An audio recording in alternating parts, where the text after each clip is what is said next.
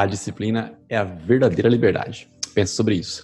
Uma vez eu estava vendo umas técnicas de oratória com o Oscar Schmidt, ex-jogador de basquete, né, maior pontuador da história do mundo, né, no basquetebol, mesmo não tendo jogado na NBA, ele optou por não jogar para poder manter-se jogando na seleção brasileira e tudo mais.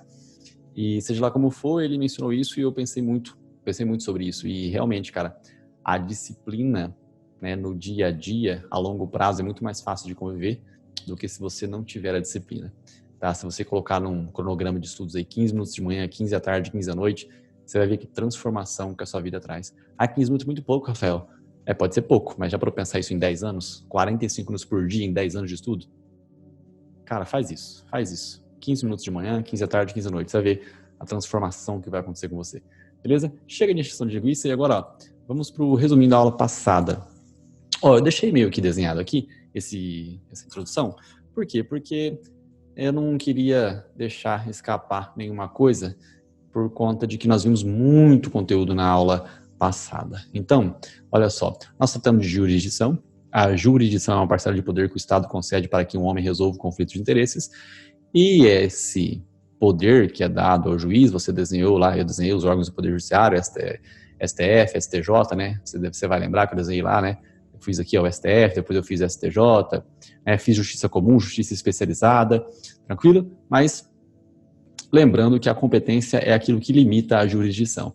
A competência limita a jurisdição, tanto com relação a matérias, por exemplo, matérias tributárias, família e sucessões, penal, trabalhista, né? Você viu aqui, ó, nos órgãos do Poder Judiciário, o STJ, fica com o TJ e com o TRF na Justiça Comum, a Justiça Especializada Trabalhista, Eleitoral e Militar, né? Competência material. Competência territorial, demos exemplo de que, em regra, é local do réu.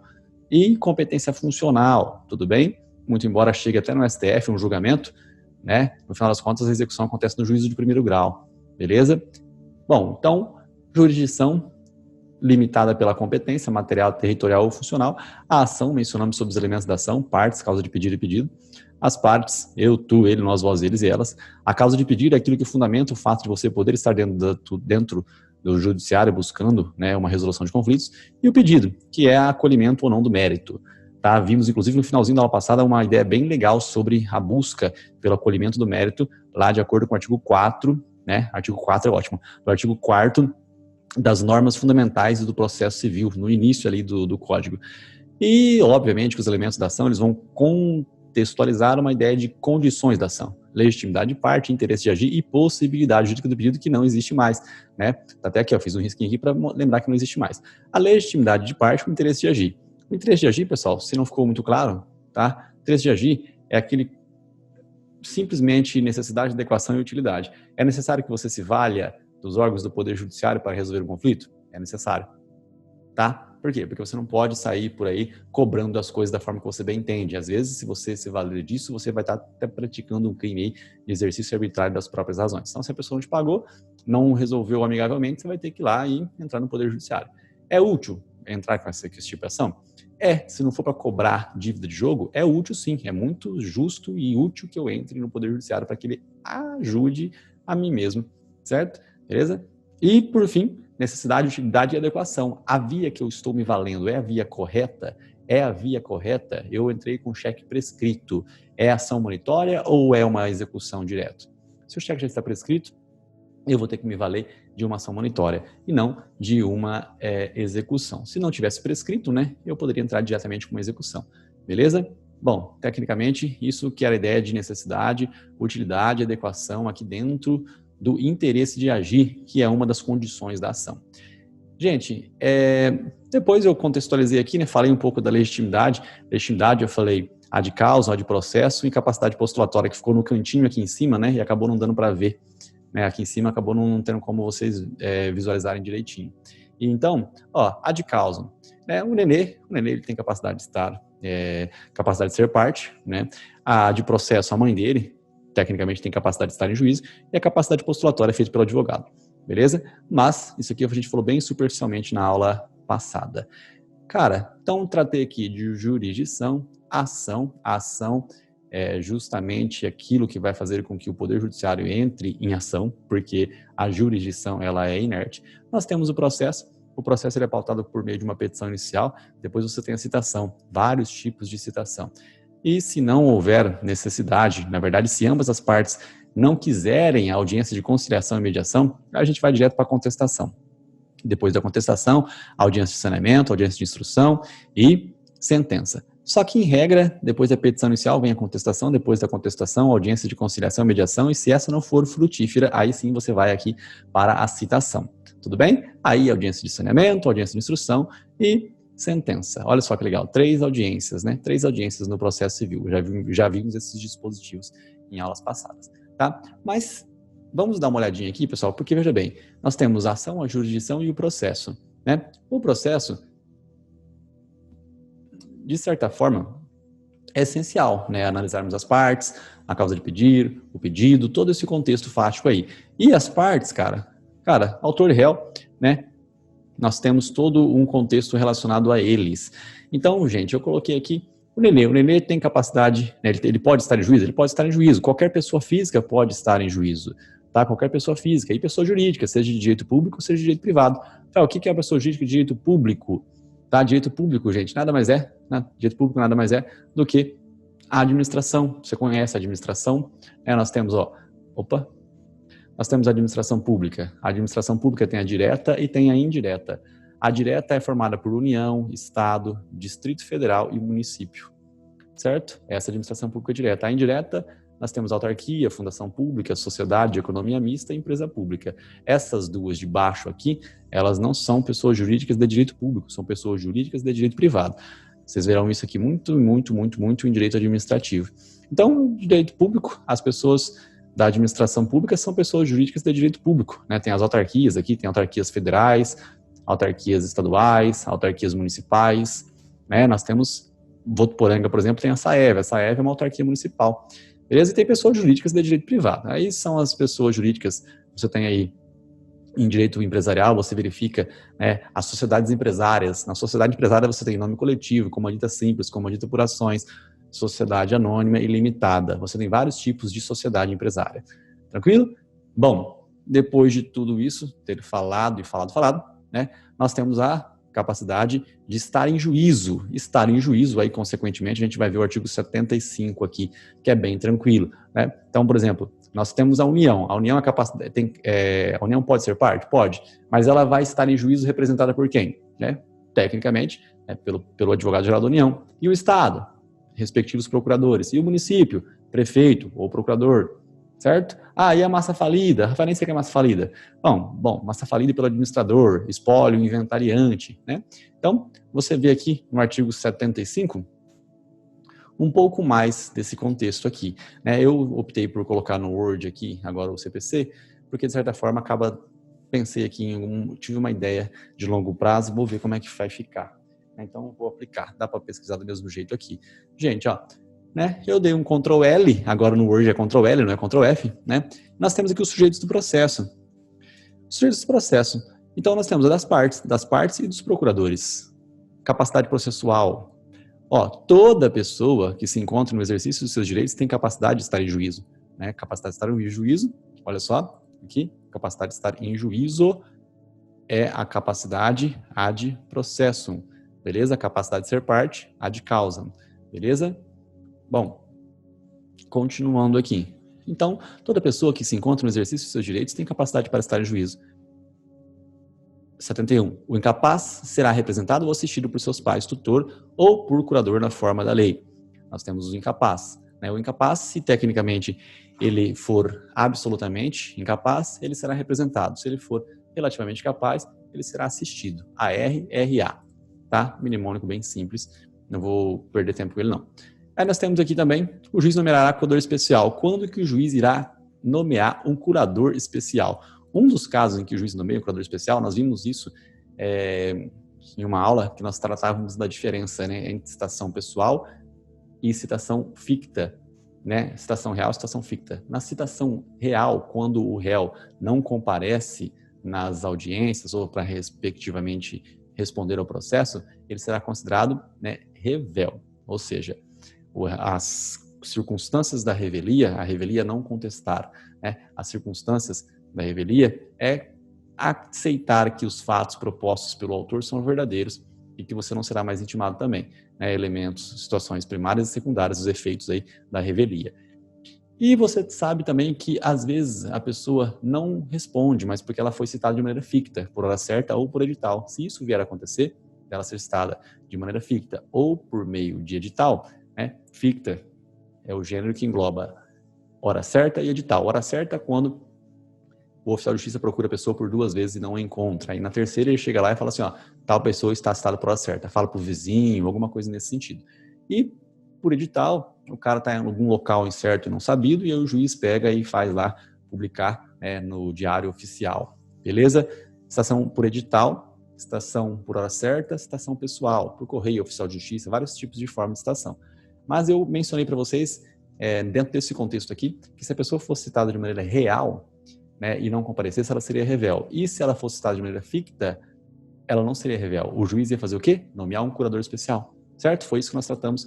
O juiz nomeará um curador especial. Olha só. O juiz nomeará curador especial a quem? O inciso 1, daqui a pouco eu falo. O inciso 2. Ao réu citado por edital ou por hora certa.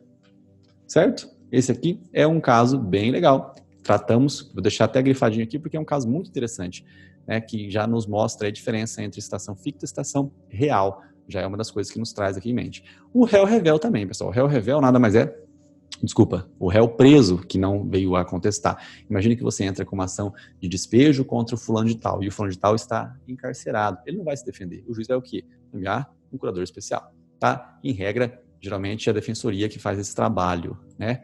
Olha só. A curatela especial será exercida pela Defensoria Pública nos termos da lei. Bom, então aqui tem o revel preso, né? E aqui o incapaz, cara. O incapaz se não tiver representante legal. Então, se o incapaz não tiver representante legal, isso aqui é uma vertente, né? Caso ele não possua representante legal, beleza. Então, o juiz vai nomear um curador especial. E se ele tiver um representante legal? Lembra aquele filme do Riquinho? Vocês não vão lembrar, mas... Nossa, não acredito que eu já estou falando isso já.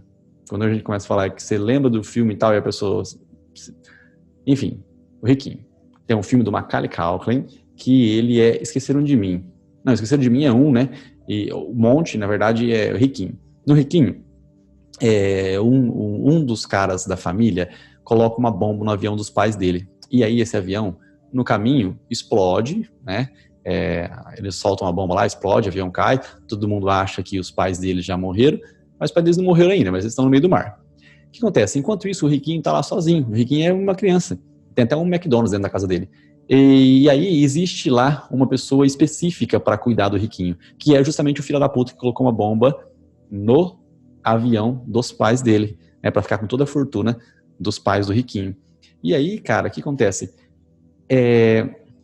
No decorrer deste início do filme, fica evidente que os conflitos do Riquinho, fica evidente que os interesses do Riquinho estão colidindo com os interesses daquela pessoa que está cuidando do Riquinho.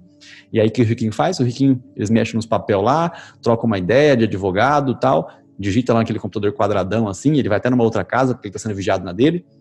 E aí, cara, eles pegam e faz o mordomo dele virar, né, o curador especial. Né? De certa forma é bem legal isso aí. Por quê? Porque o curador específico da família, aquele tutor específico, né, aquele cara que iria cuidar dele, tinha interesse colidente com o próprio, né, tutelado, que é a pessoa, do caso, o Riquinho. Tá? Bom, vamos voltar aqui no quadro para ver se eu não perdi alguma coisa. Então, vamos lá. Necessidade, né, legitimidade. A legitimidade, uma das condições da ação. A legitimidade nós temos a de causa, a de processo e a capacidade postulatória que é feita pelo advogado. Então, não era aqui que eu estava mesmo, não. Tá? Então, voltando para cá. Opa. Aqui, então eu mencionei aqui que o juiz nomeará curador especial ao incapaz, se não tiver representante legal, ou se os interesses deste, quem que é deste, o mais próximo, representante legal, quando os interesses destes colidirem com os daquele é o caso aqui, o incapaz, certo? Eu não vou mostrar a diferença entre este, esse e aquele não, tá? Porque ia demorar uns 2 minutos para explicar isso aqui da forma correta. É uma regra de língua portuguesa bem interessante. Bom, então nós temos aqui, o incapaz se não tiver representante legal ou se os interesses deste colidirem com os daquele. tá? Mas aí quem tá redigindo o materialzinho vai colocar essa regra para nós aí, né? Só pra gente brincar depois. Se tiver com dúvida, me pergunta, tá, pessoal? Sobre este, esse e aquele. Tá bem interessante. Bom, então, gente, eu acho que eu mencionei aqui, né? Então, o incapaz, o réu preso revel, né? O citado de maneira ficta e o incapaz, se os interesses, né? No caso aí, colidirem com os daquele, blá, blá, blá. Falei sobre a curatela. Bom, aí eu tenho aqui, pessoal. No cônjuge eu não vou falar não, vou para o 75, daqui a pouco eu volto para o cônjuge. E aqui nós temos um artigo super importante para você decorar na sua prova, cara. São representados em juízo ativo e passivamente a União, pela Advocacia Geral da União, certo? O Estado, por seus procuradores. O município, por seu procurador ou prefeito, né? A autarquia e a fundação pública de direito público, por quem a lei do ente federado designar. Em direito administrativo vocês vão ver isso daqui, isso aqui é bem tranquilo, tá? A massa falida, uma empresa, né? Uma empresa não conseguiu continuar, digamos assim, as atividades empresárias, e aí acontece de ter que ter o problema de uma tentativa de recuperação judicial, às vezes não consegue recuperação judicial, e fica sobrando só ali alguma coisa, né, que é a massa da empresa que está falindo, a massa falida, né? Então, essa massa falida vai ser representada em juízo pelo administrador. Veja que é um ente que não é um ente personalizado, né, a massa em si. A herança jacente, o vacante por seu curador. O espólio, que é tecnicamente aqui, qual que é o termo correto? O acervo patrimonial, o acervo patrimonial da pessoa que veio a falecer, vai ser representado pelo inventariante. E a pessoa jurídica, por quem seus respectivos atos constitutivos designarem. O ato constitutivo, você vai ver em ética, em direito empresarial também, né? Que sempre tem que ter a assinatura de um advogado para realmente fazer ali, o ato constitutivo de uma pessoa jurídica. Né? Tem que passar por um advogado ali. E esse advogado não pode ser o mesmo que trabalha na junta comercial, mas enfim, isso é outra matéria. A sociedade e a associação irregular. A sociedade e a associação irregular, outros entes organizados sem personalidade jurídica pela pessoa que couber a administração dos bens. O condomínio pelo administrador, né, ou o síndico, né? Muitas situações de síndico envolvidas aqui. Gente, estou contando essas coisas e vamos voltar aqui para o nosso quadrinho, para o nosso desenho, tá?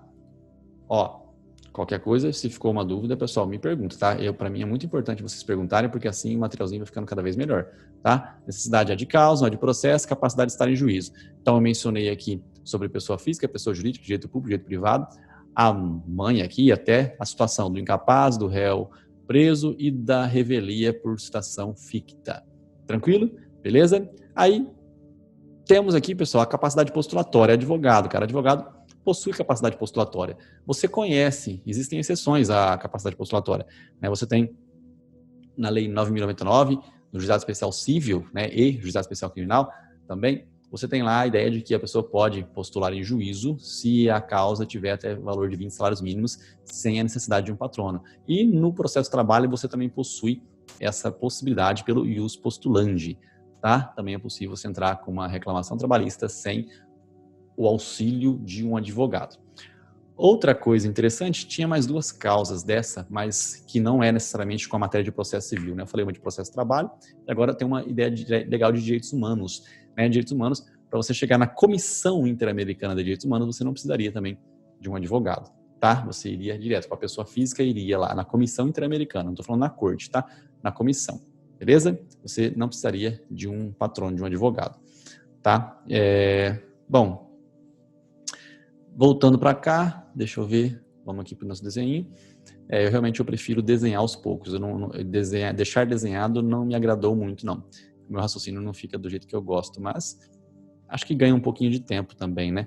Mas então aqui, pessoal, mencionei aqui o artigo, o Juizado Especial Civil, falei do ius postulandi de processo de trabalho, mencionei aqui uma consideração bem atípica com relação aos direitos humanos, né? E o advogado, ele pode sim também atuar em causa própria, né? Ele pode atuar em causa própria, foi claro que pode atuar em causa própria. Nós temos aqui, ó, vamos descer um pouquinho aqui, o artigo 103 dos procuradores, ó. A parte será representada em juízo, né, por advogado regularmente inscrito na Ordem dos Advogados do Brasil. É lícito a parte postular em causa própria quando tiver habilitação legal. Então, o próprio advogado ele pode fazer isso por si. Tá? E temos o artigo 106 também, Quando postular em causa própria, incumbe ao advogado fazer o quê? Declarar na petição inicial. Isso aqui é um requisito da petição inicial também. Nós já vimos isso daqui, vou deixar bem gritante isso daqui, que isso aqui é bem legal também, né? Quando a gente fala sobre petição inicial, nós temos o artigo 319 para ser respeitado, né? A petição inicial, ela tem os dispositivos do artigo 319. Por exemplo, mencionar união estável, colocar e-mail da parte, isso o 319 tem que respeitar. Mas existem algumas petições iniciais diferenciadas, tais como tutela provisória e também, digamos assim, tutela provisória e essa própria situação aí, quando o advogado vai postular em causa própria, é um requisito diferente que tem que ter na petição inicial. Tem vários outros exemplos que foram dados em aulas anteriores, tá? Rafael, eu não lembro de todos, a gente vai rever. Rafael, eu não vi a aula ainda. Só procurar, né, clicar lá e rever. E perguntar para mim também se ficar com algum tipo de dúvida, tá? Eu acho que tem uma coisinha legal aqui também, cara. Seção dos procuradores, não... isso daqui mesmo, ó, sobre a emenda inicial, né? Se o advogado descumprir o disposto no inciso 1, que é mencionar na petição inicial o número da inscrição na ordem dos advogados do Brasil, o juiz vai ordenar que ele supra a omissão no prazo de 5 dias antes de determinar a citação do réu, sob pena de indeferimento da petição inicial. Então aqui tem mais uma situação, né, de indeferimento da petição inicial. Isso aqui é muito legal também, hein? Muito legal e não é difícil não. Não é difícil não. Beleza? Bom, voltando aqui para os dispositivos relacionados ao nosso tema do presente momento, né? Falei do 75. E aí, pessoal, olha só, né? Nós mencionamos aqui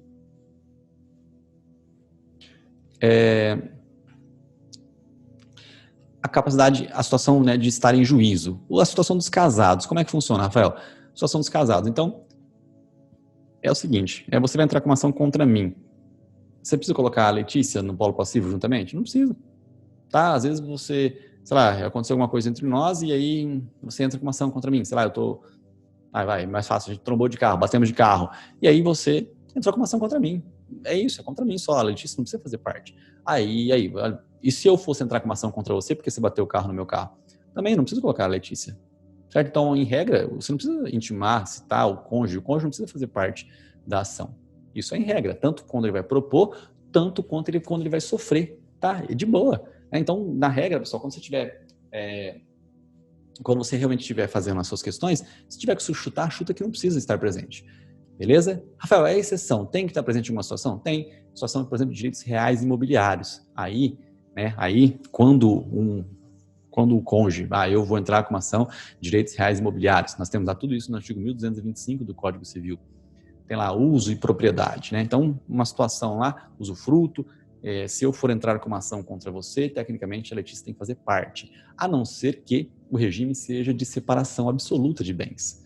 De separação absoluta de bens. Tá falando muita coisa aqui, mas não estou desenhando, né? Por isso que eu acho que é melhor realmente desenhar. Mas já foi muito tempo aqui, não vou pagar essa aula não, tá? Então, beleza. Então nós temos aí a capacidade, né, de estar em juízo, sendo mencionado aqui agora, e aí, se você for entrar com uma ação contra mim, né, e tiver envolvimento com direitos reais imobiliários, você tem que colocar também no polo passivo o cônjuge, né? No caso, você colocaria a Letícia. Rafael, mas e se o regime for de separação absoluta de bens? Aí não precisaria colocar, tá? Então, olha só, isso está escrito aqui.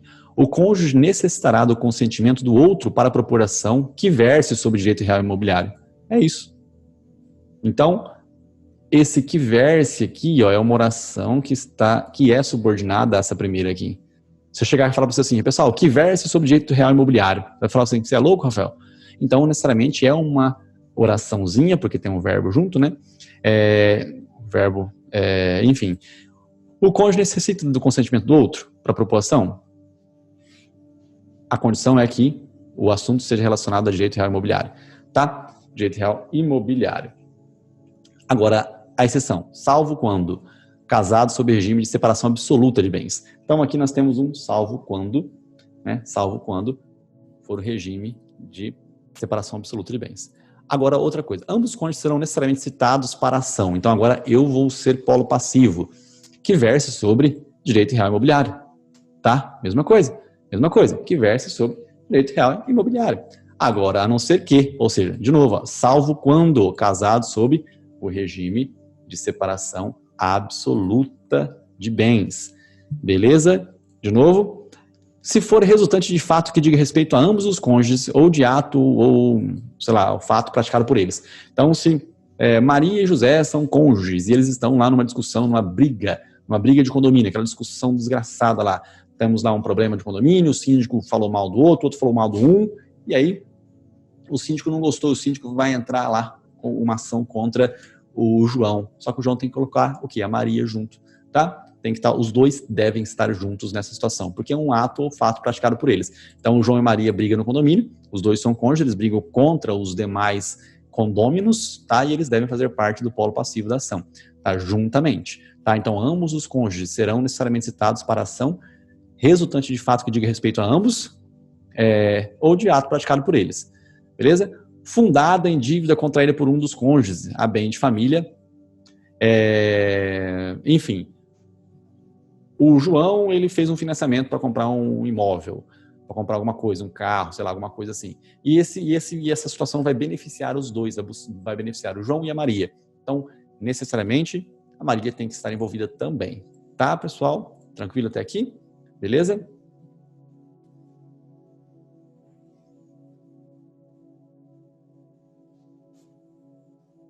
Parei no 3, né? Temos o 4 também, né?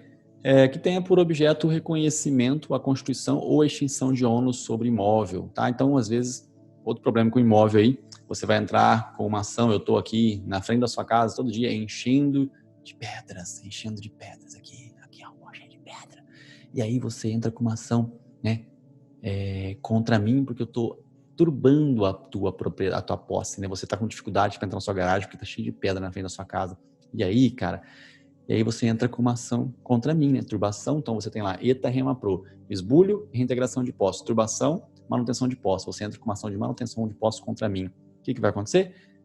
A Letícia tem que estar junto? Teria. Mas e se ela não estiver mais morando comigo? Estamos separados de fato. Ela está em outra cidade, em outra localidade. Eu não estou com uma caneca bonita, não. Estou com um copinho americano beber coca, ó. Nossa, coca...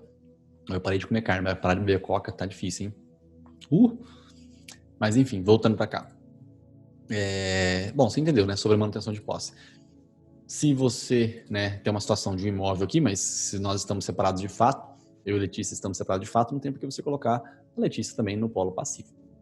Tá? Beleza? Então vamos aqui, ó, olhar de novo o nosso mapinha. Gente, vimos aqui tudo isso, né? Tudo isso, vimos muita coisa legal aqui, sabe? Eu vou escolher aqui uma coisinha só para... Então vimos aqui jurisdição, vimos ação, né? Esse aqui não deu certo. Vimos um pouco do processo, tá? Falamos aqui um pouquinho mais de legitimidade, falamos dessas 3 situações aqui, a de causa, de processo, capacidade postulatória, advogado que atua em causa própria, né? Várias coisas nesse sentido, beleza? Aí falei um pouco aqui da situação dos casados, para a propoção não precisa de um nem de outro, salvo direito real imobiliário, tá? Então isso aqui eu acho que ajuda bastante, gente. Tudo bem? Espero que realmente vocês estejam entendendo o que eu quero, né, com isso daqui, tá? Sempre demonstrar que existe uma certa lógica. Eu deixei esse quadrinho aqui, que era para ir desenhando conforme fosse acontecendo alguma coisa. E vamos tratar aqui mais um casinho só, sobre a irregularidade na representação. Então, veja bem, nós temos aqui o juiz, e aí o A entrou com uma ação contra o B, certo? Então, nós temos aqui A contra B, um contra o outro. Beleza. Aí, gente, se tiver algum problema com o A, alguma irregularidade na representação com o A, o que vai acontecer? Gente, o juiz, ele vai fazer o quê? Depois que ele oportunizar uma eventual emenda da inicial, o juiz ele irá extinguir a ação de A. E se fosse o réu que estava com um problema, né, relacionado à representação, ele iria torná-lo revel. Então nós temos aqui a revelia do lado do réu e nós temos a extinção do lado do autor. Tá? Beleza? Tranquilo até aqui, se tivermos algum tipo de irregularidade na representação. Tá, e aí, Rafael, e se nós tivermos esse tipo de problema lá no Tribunal de Justiça? Gente, se o problema for no Tribunal de Justiça, é fácil.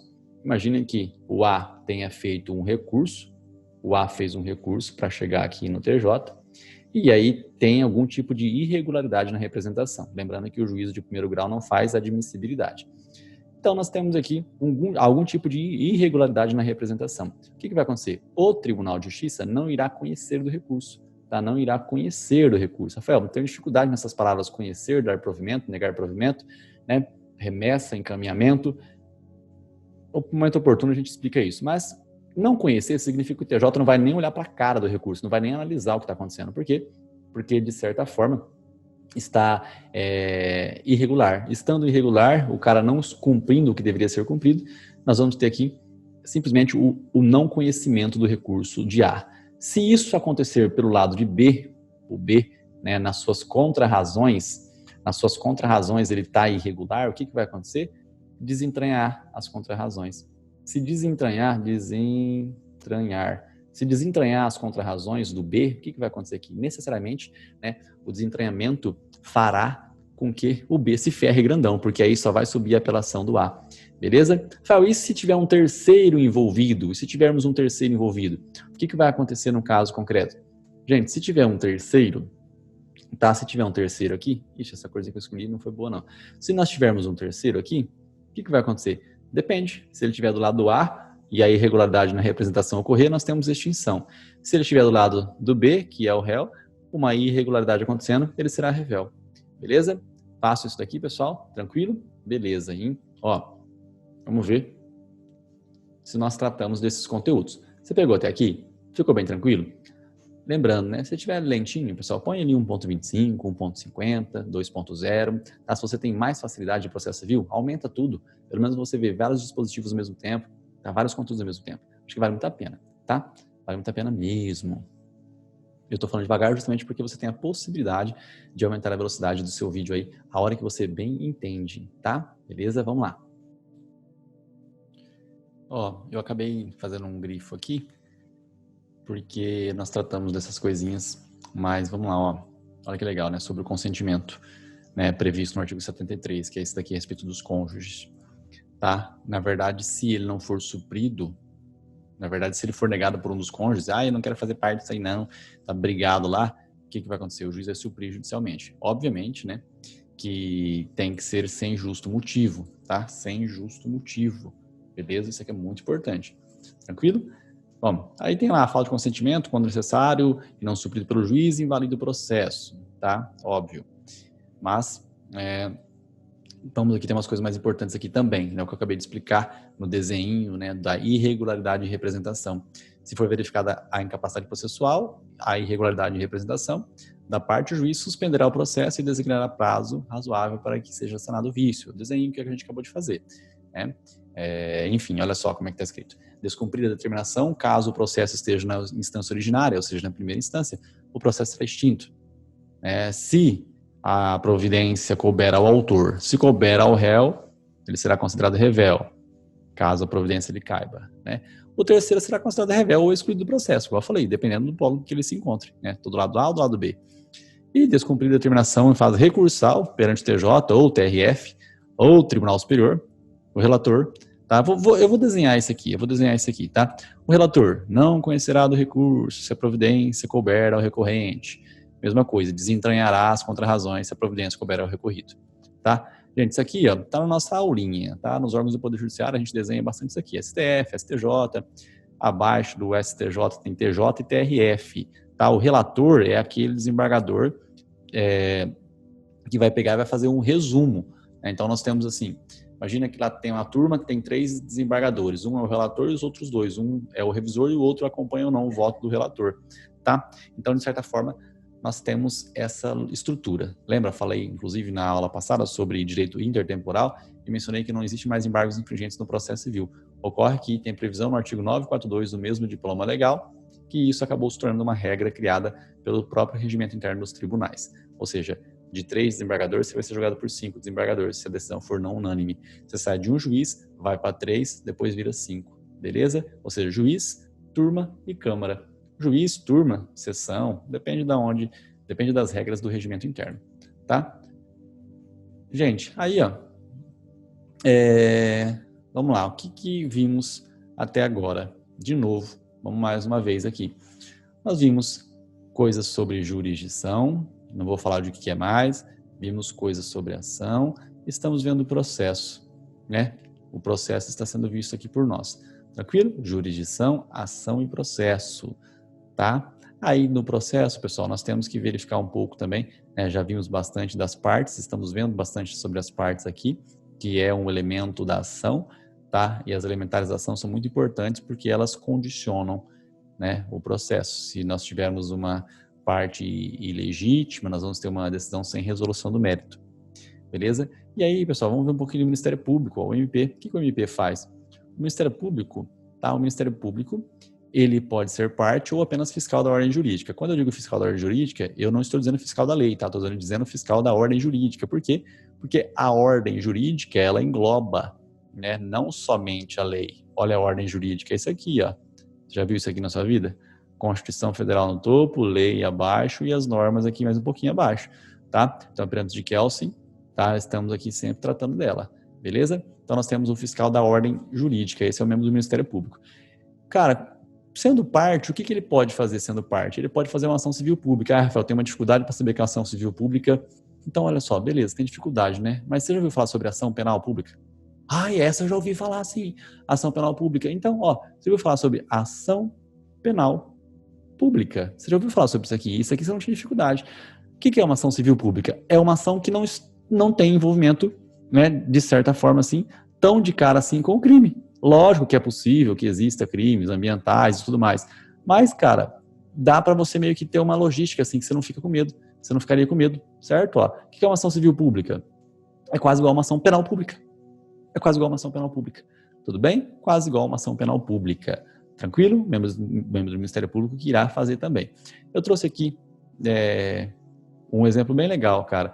Você já ouviu falar sobre as queimadas? Então, as usinas, né, cometem muitas situações que algumas pessoas não gostam, né, só o dono da usina que acaba gostando, porque ele está ganhando muito dinheiro. Então, nós temos situações de poluição aqui, as queimadas, que sujam as casas das pessoas, aquela senhorinha lavou a roupa, o dia inteiro lavando roupa, aí, na hora que ela chega em casa, à noite, depois de ter a igrejinha dela, tá lá toda a roupa dela no varal, cheia de fuligem, né? Tem umas pessoas que não gostam. Poluição, beleza? O Ministério Público, mesmo o Ministério Público, ele pode ser parte em uma ação civil relacionada com essa situação de poluição. Carros também, né? Aquelas situações que às vezes uma vez saiu um carro, não vou falar o nome do carro aqui, não, porque já consertaram o problema, mas que você, a hora que você erguia o banco para pegar alguma coisa, a hora que você voltava, a pressão era tão forte assim, ó, que de repente, se você não ficasse esperto, se você tivesse com a mão debaixo do banco, cortava os dedos da mão. Muita gente perdeu os dedos da mão nessa situação. Tem um nome isso, né? Não é recall, acho que, não sei qual que é o nome exato. Ah, falando em tragédia, de perder os dedos da mão, a empresa, né, do Henry Ford, a gente gosta de elogiar bastante, né, esses grandes empresários, né, enfim, da revolução industrial, digamos assim, né? Agora estamos na outra revolução, mas a revolução industrial fez muita coisa pela humanidade, inclusive coisas ruins. E tem um fato de que os carros criados é fato isso aí, tá? Você pode pesquisar na internet que vai ter lá o julgamento, inclusive. Os carros criados pela empresa dele, eles tinham um problema lá no motor. Alguns carros explodiam o motor. Explodia e matava a pessoa. Só que para consertar esse tipo de problema, gastava, não sei exatamente, mas gastava $4 milhões para que todas as empresas do Henry Ford resolvessem esse problema de, eventualmente, de vez em quando, um carro explodir. E toda vez que um carro explodia e morria alguém, tá? Você estava dormindo, volta aqui, tá? A velocidade está lenta, mas vamos lá. Toda vez que explodia, a indenização era de $200 mil. Então, veja bem, não era sempre que explodia um carro e morria, mas acontecia. Era assim, tipo sorte, comprei o carro, será que vai explodir? De 1.000, explodia um. Então, a indenização era o quê? $200 mil. Então, o Henry Ford falou o seguinte, para que eu vou arrumar isso aqui? Deixa eu autorar. Toda vez que morre um, eu dou uma indenização de $200 mil. Agora, para eu arrumar esse problema, para que eu resolva esse problema, eu vou gastar mais de $4 milhões? Não vou fazer isso, não. Não vou fazer isso, não. Compensa ficar, né, pagando eventuais indenizações que venham a ocorrer. Gente, aí foi tudo mais, aí uma das vítimas chegou a entrar com um tipo de ação, conseguiu provar que, isso que eu estou falando para você aqui agora, provar que eles podiam resolver esse problema. E aí isso foi eu não sei exatamente, mas foi um dos leading cases, sabe? Aqueles casos que são super famosos e que mudam até os precedentes. Torna-se um grande precedente, né? a gente vai tratar de precedente aqui, mas torna um grande precedente para que os outros órgãos do Poder Judiciário julguem os casos concretos. Por isso que nos Estados Unidos, de certa forma, lá o foco é o quê? O foco é você punir, sim, né? Punir de acordo com aquela pessoa que ofendeu outrem. Então, eu quero punir o Henry Ford. Dar 200 mil para a parte que perdeu uma vida não vira nada. Não vai se enriquecer licitamente. Aqui no Brasil, por exemplo, se estragar teu celular, eles vão te dar no máximo 2, 3 mil reais. Se for um iPhone, te dá 8 mil estourando se acontecer alguma coisa. Mas a Apple, Apple, não sei como é que pronuncia em inglês, acho que é Apple. Eles pegam e te entregam, né, sem problema. Mas vamos supor, um outro celular aí, um pouco mais para trás. Você tinha um problema no celular, você ganhava 2, 3 mil reais só de indenização. E nos Estados Unidos é assim. Se tiver um problema, vai ganhar muito dinheiro, porque o foco não é preocupar se você vai se enriquecer ilicitamente. Cara, se você perdeu o seu celular, estragou, se a empresa aqui que fez o celular tiver que pagar para você uma indenização de 50, 100 mil reais, ele vai pensar 2 ou 3 vezes para dar outro problema no celular, certo? Eles vão se esforçar ao máximo, né, para que isso não ocorra mais. Vão usar menos mão de obra escrava, se é que existe isso ainda no Brasil, no mundo, né? Talvez não exista, né? Mas, enfim, o que eu quero que você entenda, que eu mencionei aqui, né? E só estou falando do Ministério Público, tá? O membro do Ministério Público, ele pode fazer ação civil pública, tá? Ações relacionadas ao que é, assim, o coletivo, né? Digamos assim, interesses coletivos, tá? Eu falei sobre a poluição. Ele pode fazer também a ação de improbidade administrativa, tá? Sem problema algum. Estar relacionado com casos de interesse do menor, né? Tipo, a perda do pátrio poder, né? A perda do poder familiar. Às vezes um pai ou uma mãe que judia muito de uma criança. Então, o que vai acontecer? O Ministério Público, ele pode entrar com uma ação, ele vai ser parte num caso desse daqui. Ele pode descobrir o que veio acontecer e ser parte num caso desse aqui. Ele também pode ser, pessoal, o fiscal da ordem jurídica, né? Como eu disse, né? Fiscal da ordem jurídica não é só fiscal da lei. Outra historinha aqui, né? Outra historinha aqui, um mandado de segurança. Tem uma cidadezinha aqui perto, inclusive está acontecendo isso, né? Me chamaram para ver como é que tinha ficado a apelação. O que aconteceu? Existem escolas que você passa um concurso público, né? Você passa um concurso público e a depender da sua graduação, por exemplo, eu vou dar aula para a quinta série, tá? Para todas as quintas séries da minha cidade. Eu estou dando aula para as quintas séries. E aí, só que eu estou me esforçando. Enquanto eu dou aula para a quinta série, eu faço várias pós-graduação para eu melhorar a minha qualidade, né? Cada pós-graduação que eu vou fazendo, vai fazendo com que eu tenha alguns benefícios, como, por exemplo, escolher os horários que eu quero dar aula. Isso está previsto no concurso público que eu passei, certo? Estou exemplificando aqui, mas está acontecendo isso. Na atualidade, não aqui em Votuporanga, mas está acontecendo aqui numa cidade da Redondeza.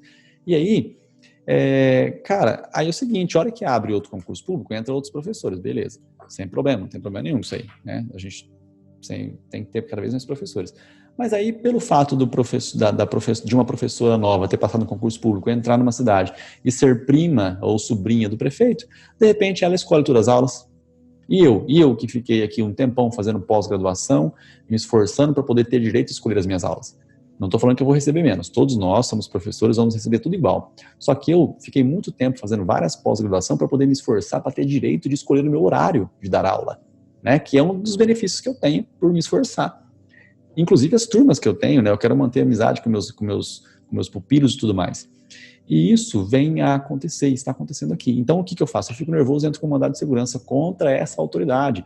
A autoridade da prefeitura, da cidade, que eu não vou falar o nome agora, cara, essa está desrespeitando o que estava previsto no meu edital de convocação. Está desrespeitando. Então, o quê? Eu estou fazendo um mandado de segurança. O Ministério Público, ele vai ser o quê? Vai ser intimado para se manifestar sobre o caso. E o filho da puta também não fez nada, cara. Falou que não tinha nada a ver. Eu acho absurdo isso aí. Não está acontecendo isso comigo, não. Óbvio, porque eu não dou aula em escolas públicas. Eu faço umas palestras porque eu gosto de motivar a galera para estudar, né? Me esforço para isso. Não significa que eu consiga. Então, mandado de segurança numa escola aqui, certo? Um exemplo claro que eu disse, e ele vai ser o fiscal da ordem jurídica para verificar se está tudo de acordo. Como é que o promotor não vê que não está de acordo, caralho? Não está respeitando a porra do negócio, velho. Bom, também aqui, eu falei aqui em cima sobre poluição, né? Eu mencionei sobre poluição aqui em cima, e aqui embaixo eu estou trazendo a associação. A associação, às vezes o Ministério Público não é ele que entra com a ação, né? Às vezes não é o Ministério Público que chega a entrar com a ação assim, e sim uma associação. Uma associação vem e entra com a ação. Aí o Ministério Público vai ser o quê? Vai ser o fiscal da ordem jurídica, tá? O fiscal é aquele cara que vai acompanhando. É tipo na ação penal pública, é tipo ação penal privada subsidiária da pública. Quando alguém faz uma ação penal privada subsidiária da pública, o Ministério Público fica com o cu na mão.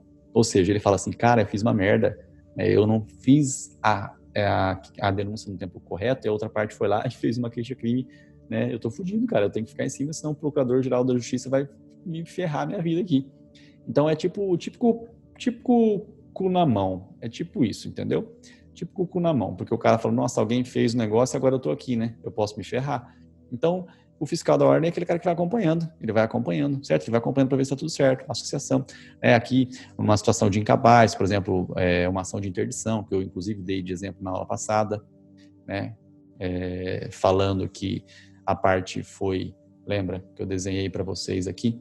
Eu mencionei que o Asdrubal fez um processo de interdição contra a Bruna, né? E ao mesmo tempo o Asdrubal, representando a Bruna, fez um pedido de alimentos, né? Pedido de alimentos para a União, Estado ou município.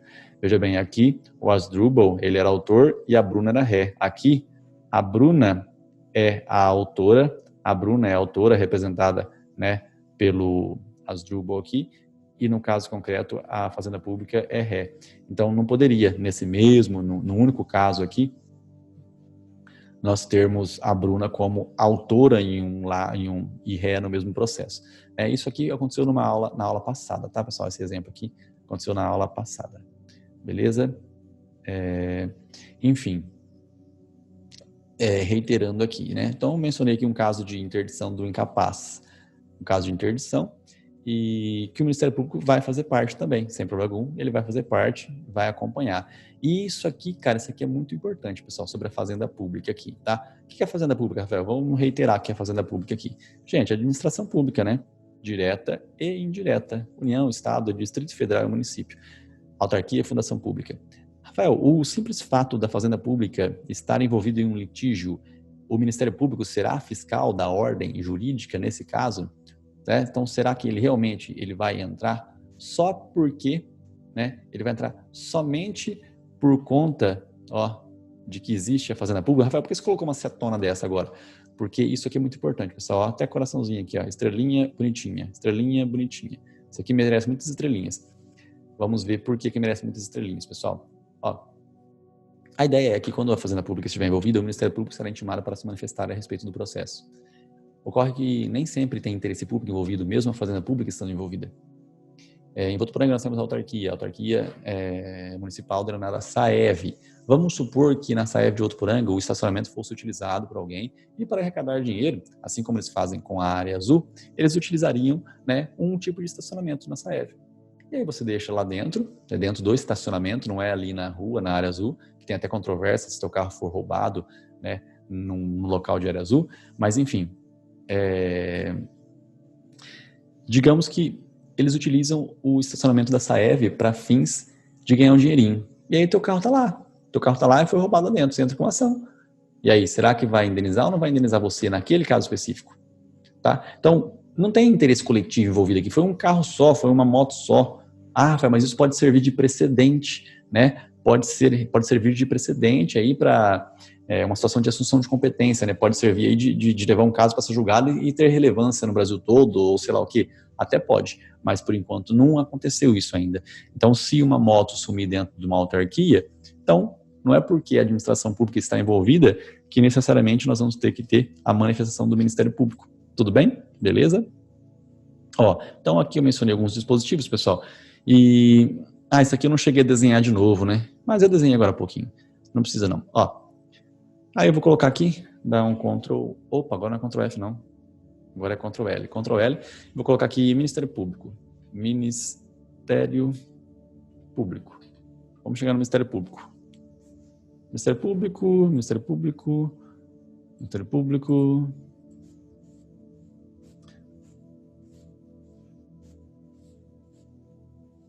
Pronto. Cheguei no Ministério Público. O Ministério Público atuará na defesa da ordem jurídica, do regime democrático e dos interesses sociais, individuais e indisponíveis. O Ministério Público exercerá o direito de ação em conformidade com suas atribuições constitucionais. Certo? O Ministério Público será intimado no prazo de 30 dias para intervir como fiscal da ordem jurídica. tá? Como fiscal da ordem jurídica, nas hipóteses previstas em lei e na Constituição. Interesse público é bem abrangente, interesse social também é abrangente, mas é determinado por situação específica, como por exemplo, MST, tá? Tem interesse público envolvido, mas é um interesse público mais conectado com a situação de terras, de ações relacionadas com terra. Interesse do incapaz, mencionamos aqui, litígios coletivos pela posse de terra rural ou urbana, praticamente é o interesse social envolvido. E aqui, pessoal, deixei grifadinho aqui, né? A participação da Fazenda Pública não configura por si só. Então, ó, não configura por si só. Vou colocar aqui bem grandão, tá? Não configura por si só intervenção do Ministério Público. Opa! Intervenção do Ministério Público. Certo? Isso aqui é bem interessante, tá? Ó, nos casos de intervenção como fiscal da ordem jurídica, o Ministério Público, ele terá vista dos autos depois das partes, sendo intimado todos os autos do processo, poderá produzir provas, requerer medidas processuais pertinentes e recorrer. O MP terá prazo em dobro, tá, para se manifestar. Aqui é bem legal que não se aplica o benefício da contagem em dobro quando a lei estabelecer, né? Por exemplo, o mandado de segurança é o prazo que tem de mandado de segurança. Ação rescisória é ação rescisória. 2 anos, 120 dias, então nada de prazo em dobro para isso, tá? O Ministério Público, isso aqui é bem legal, né? Já deixei grifado justamente para não esquecer. Está escrito dolo ou fraude, não está escrito culpa aqui. Então eu vou colocar aqui, ó. Cadê a culpa? Cadê a culpa? Tipo, isso aqui, pessoal, é importante por quê? Porque não importa, não vai ter culpa. Não tem nada de culpa. Se o Ministério Público agir com dolo ou com fraude, ele será punido, desde que esteja no exercício das funções dele. Certo? Agora, se ele agir de maneira culposa, o que é agir de maneira culposa? É ele errar numa tese jurídica, por exemplo. Ele veio errar. Errei. Pô, agora, toda vez que o Ministério Público errar, ele está ferrado. Ele ofereceu uma denúncia num homicídio, tá, um homicídio que tem dúvida sobre a pessoa, o juiz não julgou ainda, lá no final do julgamento vai ser em dúvida para o réu. Porque tem dúvida no caso concreto. Só que o Ministério Público, por ter feito a ação, ele vai estar ferrado, porque o cara não foi condenado, então o Ministério Público vai ter que indenizar a outra parte por causa disso, tá? Então não pode, teve discussões a respeito disso, mas prevalece que o Ministério Público só se for caso de dolo, tá? Ou fraude, para que ele seja realmente responsabilizado. Tudo bem? Eu coloquei prazo em dobro aqui, pessoal, tá? E eu já falei em outras aulas também, né? A Advocacia Geral da União tem prazo em dobro, falei sobre Defensoria Pública que tem prazo em dobro também, tá? Acho que a gente mencionou isso daí. Tranquilo? Bom, aí vamos falar um pouquinho agora dos atos processuais. Beleza? Vamos falar um pouquinho dos atos processuais aqui agora. E aí a gente já muda de assunto. Eu lembro que no presencial eu falava, aí a gente já muda de assunto, né? E a gente já vai embora, não muda de assunto. Isso era, por exemplo, 10h47, a hora que eu estava falando isso, aí eu parava 10h56, falava, agora vamos mudar de assunto. Né? E a galera ficava doida, porque faltava só 4 minutos para dar 11 horas da noite, né? Não vejo a hora de voltar isso aí. Nossa, tomara Deus que volte logo. Bom, gente, então vamos lá, né? Dos atos processuais, forma, tempo e lugar dos atos processuais. Beleza? Vamos lá. Instrumentalidade das formas, hein? Vamos lá, artigo 188 dos atos em geral. Vamos cair para dentro aqui desse contextinho, pessoal. Vamos dar início aqui verificando um exemplo. 2 exemplos, tá? Você imagine-se na condição de juiz e verifique o que você iria fazer nesse caso concreto. Qual seria a sua postura? Presta bastante atenção nesses 2 exemplos aqui. Olha só que legal. Imagine que A entre com uma ação contra B. A respeita os requisitos do 319, ele quer ter uma petição inicial apta a ensejar um bom saneamento, um ótimo saneamento. E B, por sua vez, contesta. Ele se vale assim de parte do 336 e 337 do Código de Processo Civil, impugnar especificamente cada um dos atos e alegar em preliminar algumas matérias descritas no 337. Um acidente de trânsito entre A e B ocorre que B, ao contestar, não menciona a existência de C no momento oportuno. E, tecnicamente, ele não respeitou uma formalidade, deveria ter respeitado essa formalidade. E ele não alegou no momento oportuno, correto? Beleza. Ocorre que C, né, de uma outra forma, acaba tendo em mente, acaba chegando a C a informação, por quê? Porque B, administrativamente, foi um dia até a seguradora tentar resolver o caso concreto. Só que acabou que não deu certo. Então, aí, antes de qualquer coisa, A foi bem espertinho e rápido, já entrou com ação contra B. Então B ficou meio que desamparado no processo. E ele acabou não lembrando, não sabendo que tinha a ideia da denunciação da lide e não fez. O advogado foi desidioso aqui, né, não fez o que deveria ser feito. C, independente de qualquer coisa, quando ficou sabendo desse acidente aqui, administrativamente, acabou, foi lá e se defendeu. O C foi lá e se defendeu. A E, Rafael, ele defendeu, sim, ele alegou, né, ele impugnou especificamente as alegações de A no acidente de veículo. Tudo bem? Então, nessa primeira situação aqui, o que você, juiz, né, faria? O que você, juiz, faria? Você realmente entenderia que está precluso e que se foda? O B, Rafael, o B, ele errou, então eu não estou nem aí com o B. O que eu faço? O B, ele vai ter que depois, se ele quiser, ele entra com uma ação de regresso. Essa seria a minha postura, Rafael. Ele que entraria com uma ação de regresso depois em detrimento de C. Ele que faria isso daqui. Então, essa é a sua postura. A parte em azul aqui seria a sua postura ou não seria essa a sua postura? Esse é o primeiro caso. O outro caso, pessoal, imagine que nós temos A e B, uma ação de divórcio, né? Sabe que a ação de divórcio não vai ser intentada no domicílio da mulher. É no local do domicílio, né, do guardião do incapaz. Se não houver, aí teríamos outras regras. Acontece aqui, tem A e B. Eles transigiram, então eles, de certa forma, acordaram de que o único imóvel que eles possuíam iria ficar 50% por cada um. Então A ia ficar com 50% e B com 50% após a venda. Isso aqui costuma acontecer muito. Ocorre que a venda não venha a se efetivar.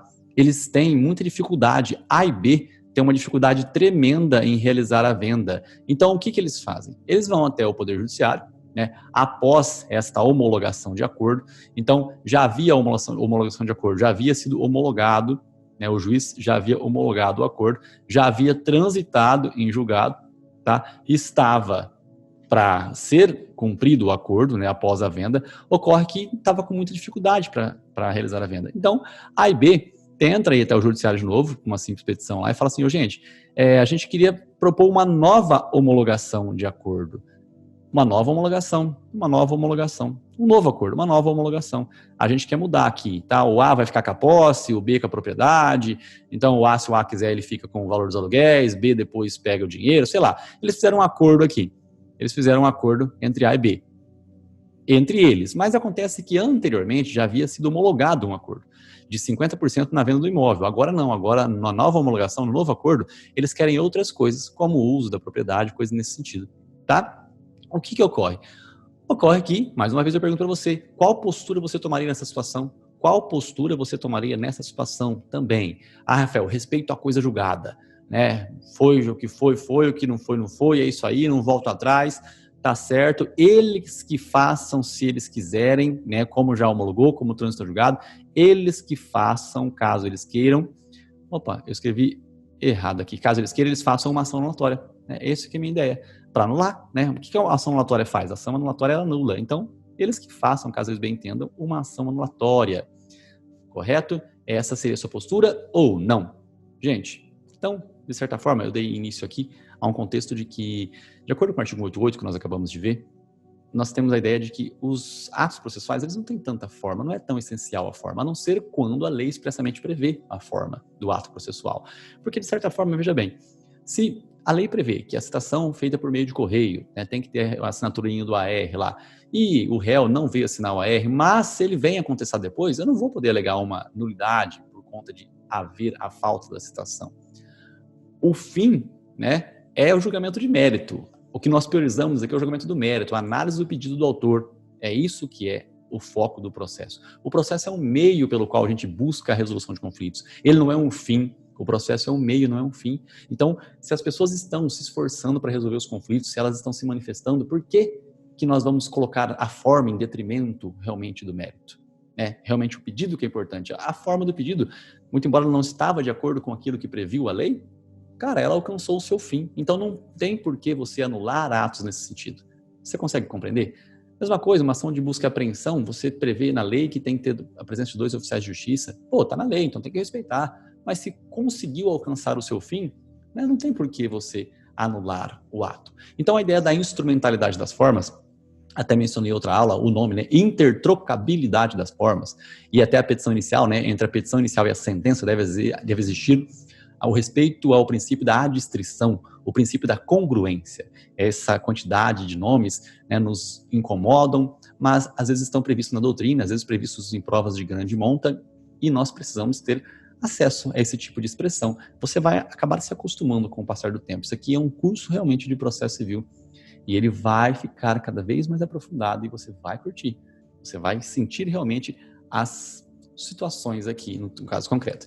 Beleza? Bom, gente, eu mencionei aqui, acho que eu vou mostrar essa figura aqui para vocês, então. O que nós... vamos voltar. O que nós faríamos aqui, Rafael? Então, nessa ação aqui, o que você faria? Você iria, né, fazer com que o cara tivesse que fazer uma ação de regresso depois, posteriormente, contra a seguradora? Ou em virtude do princípio da instrumentalidade, em virtude do que, além da instrumentalidade, né, o acesso à justiça, realmente a celeridade processual, a economia processual. Nós vimos na aula passada que toda forma, pensado assim foi o processo, para que ao alcance do mérito, a primazia, a jurisdição, o foco de todo o Poder Judiciário realmente alcançar um julgamento de mérito efetivo, tem que ser algo justo.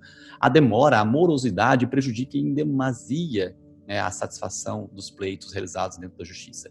Então, dentro desse contexto todo, cara, enquanto menos processos eu tiver, melhor. Para que eu vou abrir uma nova ação anulatória? Para que eu vou abrir uma nova ação de regresso? Para quê? Por que eu já não continuo ali dentro daquele mesmo processo? A lide flui ali dentro mesmo. Flui dentro mesmo, é melhor. Lembrando que denunciação da lide é uma das formas de intervenção de terceiros, tá? Nós vamos ter um momento oportuno para tratar disso. Mas você já ouviu falar muitas vezes que geralmente as situações de trânsito, a seguradora já faz parte do polo das relações, né? Para poder resolver mais rápido aí as situações, tá? Já que a seguradora vai ter que te pagar, por que ela já não paga a outra parte de imediato? É muito mais célere, mais rápido, correto? Olha só, nós vimos aqui, pessoal, esses dispositivos, né? 188, daqui a pouco eu volto aqui. Lembra que nós estávamos lendo no artigo 4º, olha só, as partes, isso aqui, ó, é uma norma fundamental do processo civil.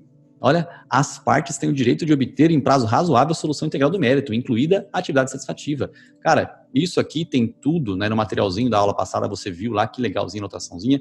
Mas, ó, as partes têm o direito de obter em tempo razoável a solução integral do mérito. Do que adiantaria eu ter uma ação, né, se não for realizada em tempo oportuno? Então, enquanto menos ações eu tiver no Poder Judiciário, mais fácil é a gestão do cartório e, consequentemente, o fluxo do processo é bem mais célere. Tudo bem? Então, o que eu faço? Aplico o princípio da instrumentalidade das formas, tá? Nos dois modelinhos aqui que eu acabei de mostrar para vocês, a gente aplica o princípio da instrumentalidade das formas. Vamos sim, daí que já transitou julgado. Não, vamos homologar um novo.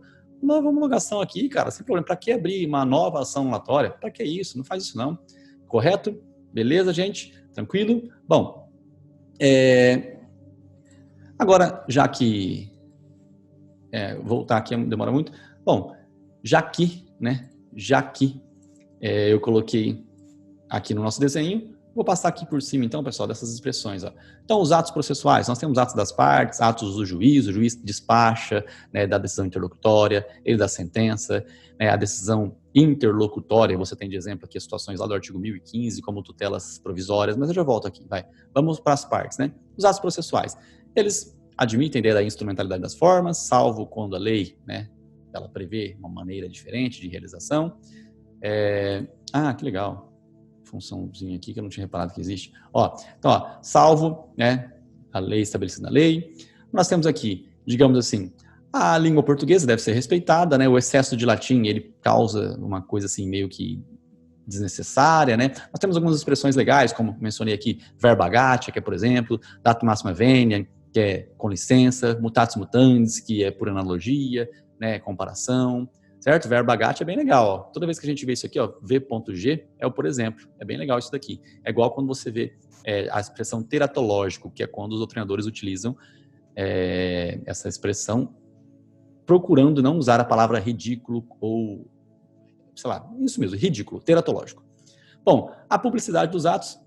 A publicidade dos atos aqui, obviamente que existem situações de segredo de justiça, né? Aconteceu um tempo atrás, não vou falar o nome da atriz, que senão você vai pesquisar na internet. Aconteceu um tempo atrás que uma atriz famosa, então nós temos direito ao esquecimento aqui, né? Se eu falar aqui sobre o nome de uma atriz que já aconteceu no passado, alguém vai pesquisar e aí sempre aparece alguma coisinha na internet lá. Então, ó, segredo, né? A atriz famosa, imagina lá, João e Maria, a Maria terminou com o João e de repente ela coloca coisas do ex dela, né? Aí o ex dela não gostou das imagens, porque mostra algumas partes dele que ele não queria que as pessoas vissem e tal. E aí ele pega e entra com uma ação contra ela. Pô, esse tipo de ação, muito embora a regra seja que os processos devem ser públicos, né? Publicidade das formas, inclusive, que nós temos a descrição do próprio processo em si, a parte não gosta. Ela fala, não, cara, isso é segredo de justiça, quero segredo de justiça. Ações de família, né? Divórcio, enfim, paternidade, ações de família, nesse tipo de situação também eu quero o quê? Quero segredo de justiça. O Enéas, lembra do Enéas? Meu nome é Enéas, batia na mesa, todo mundo ria, eu lembro que eu ria dele. Hoje eu vejo que ele é um monstro no marketing, e o que ele tinha era aquilo, cara. O que ele tinha era aquilo, ele não tinha tempo de ficar na Rede Globo de televisão, ou na Bandeirantes, ou sei lá, Manchete, vai falando os homens, Rafael, que eu não lembro mais da SBT, ele não tinha um tempão para ficar assim na rede. Hoje não, todo mundo tem acesso à internet, todo mundo pode falar o tempo que quiser aqui, né, proporcionado pelo Instagram ou Facebook. Na época ele não tinha isso, então ele tinha que bater na mesa e aparentar ser louco mesmo, mas ele não era louco, cara, ele era incrível, um médico fodão, que foi o melhor presidente da República que o Brasil não teve. Mas eu quero dizer o seguinte, imagina o Enéas, ele fala, meu nome é Enéas, fazer bomba atômica, pá, né? Cara, se nós tivermos situações de danos nucleares, né, também ações correrão em segredo de justiça, é uma coisa mais normal do mundo. Agora, o que eu queria falar não era isso, é justamente uma parte muito importante, que é essa aqui, ó, sobre o dispositivo da sentença. O processo, ele é público, deixa eu ver se eu pausei aqui. Não, eu não pausei o compartilhamento, não, desculpa. Bom, talvez eu pausei o compartilhamento, aí vocês não vão ficar vendo, eu vou ficar falando à toa aqui, deixa eu colocar aqui de novo. Pronto, ó, voltando aqui. O que nós temos, gente? Nós temos a petição inicial, nós temos a citação, a audiência de conciliação e mediação, contestação, audiência de saneamento, audiência de instrução e sentença. O que é a sentença? Eu lembro quando eu fazia estágio com o Dr. Sérgio Serrano Nunes Filho, e ele me colocava para fazer os relatórios, né? Então nós tínhamos o relatório. Eu falava, nossa, que legal, eu faço relatório de sentença. Eu achava que eu era o ministro do STF, né? Geralmente quem faz estágio, pessoal, talvez não signifique que o seu caso seja esse, né? Geralmente eu era esse bobão que achava que eu era o último pacote da bolacha, porque eu fazia estágio no fórum, né? Fazia o relatório lá. Tem um relatório, que é o resumo do processo. Eu tenho a fundamentação. A fundamentação, às vezes, ela vincula, tem a parte lá, né, das questões prejudiciais de mérito, que acabam ficando na fundamentação. E nós temos também o dispositivo da sentença. Rafael, a parte do fundamento que você falou muito rápido, eu não entendi o que você falou. Fica tranquilo, cara, isso aqui não é o foco, não. Só estou dizendo que nós temos o relatório, a fundamentação, que vai, obviamente, fundamentar a palavra procedência ou improcedência, que fica aqui, ó. Procedência ou improcedência. Isso é o que vai ficar no dispositivo da sentença. No dispositivo da sentença nós temos isso daqui. Tranquilo? Beleza? Fácil como tudo na língua portuguesa. Ocorre aqui, pessoal, veja bem, analise comigo. O fundamento, se a pessoa deve ou se ela não deve, né? Ela deve, ela não deve, eu não sei se ela deve, se ela não deve. Né? O relatório, né? Como é que foi o processo em si, como foi o resumo desse processo. Essas duas coisas aqui vão ser mantidas em segredo de justiça, tá? Mas vamos supor que você seja um credor e você queira, né, saber quem é que ganhou a porcaria, né, da ação de divórcio, porque não foi consensual e você é credor, você quer saber, porque a Maria deve para você, então você vai cobrar a Maria. Então aqui, pessoal, procedência ou improcedência do pedido, o que nós temos nesse caso aqui? Neste caso aqui, você tem sim a possibilidade de um terceiro ter acesso ao dispositivo. Ele vai ter acesso ao dispositivo. Você tá vendo isso daqui, cara? Não, na moral, velho, tá? Tem aqui. Simplesmente, cara, relatório, fundamentação e dispositivo. Relatório, fundamentação e dispositivo. O relatório tem um resumo do processo, vai ficar escrito o que aconteceu lá, o que a parte demorou, sei lá o que aconteceu. Fundamentação, o juiz está dizendo por que tal ganhou, tal perdeu. O que ele vai fundamentar pode ser ruim para uma das partes, né? Obviamente, né? Que se ele fundamentou que uma parte perdeu, não vai ser bom para ela, não vai gostar. Eu só quero dizer o seguinte, que o terceiro credor ele tem direito a acessar, né, o dispositivo da sentença. Beleza? Bom, voltando aqui para essa figurinha aqui. Bom, então eu mencionei que família, coloquei o coraçãozinho, que é a ideia do terceiro, né? Do terceiro. Então nós temos o dispositivo da sentença, pode ser acessado sim pelo terceiro. Beleza? Então aqui, ó, família é muito importante. Tem, cara, os nomes e as partes, né, se manifestando, atos de obtenção, a própria petição inicial, a contestação, a réplica, a apelação, tudo buscando, né, obter a vitória. É ato de obtenção. E atos de disposição, Rafael? Ato de disposição? Pô, um acordo, eu disponho de uma parte, né, relacionamentos, né, amigos, sem ser amigos, amorosos, todos eles têm que ter o quê? Um pouco de renúncia de uma parte, certo? Então, ato de disposição, um acordo.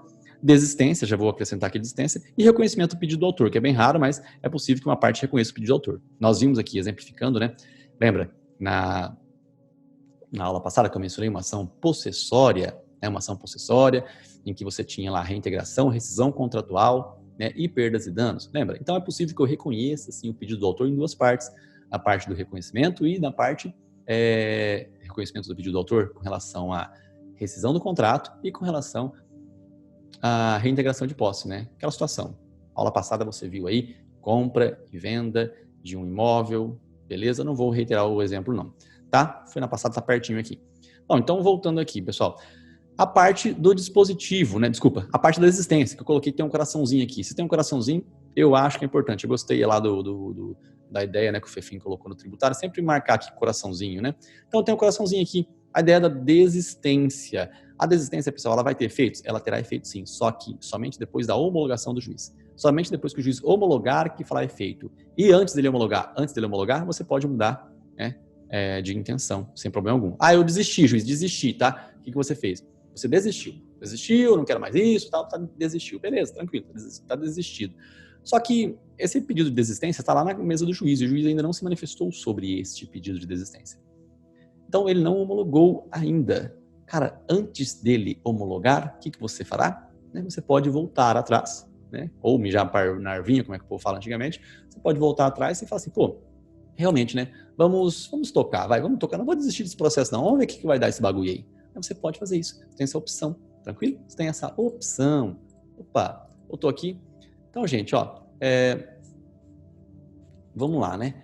Então, opa, acho que eu tenho que usar a canetinha aqui para isso. Então, ó, vamos lá.